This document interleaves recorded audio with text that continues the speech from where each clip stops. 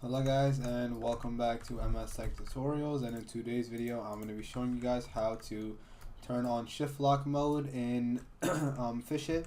And basically, in order to turn on shift lock mode, if you first log in, you'll notice that it doesn't actually work. And what you want to do is you want to go ahead and basically make your way over to settings. You want to go ahead and turn it off and then turn it on back again.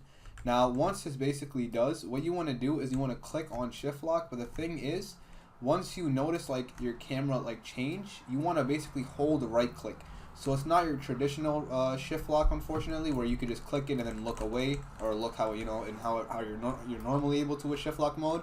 Unfortunately, once you click shift lock, you're gonna have to hold the right click on your mouse to actually move in that way. So that is something to keep in mind. And yeah, so again, click shift lock once and then go ahead and right click to actually look in the way, whichever way you want, and that is basically how to shift lock.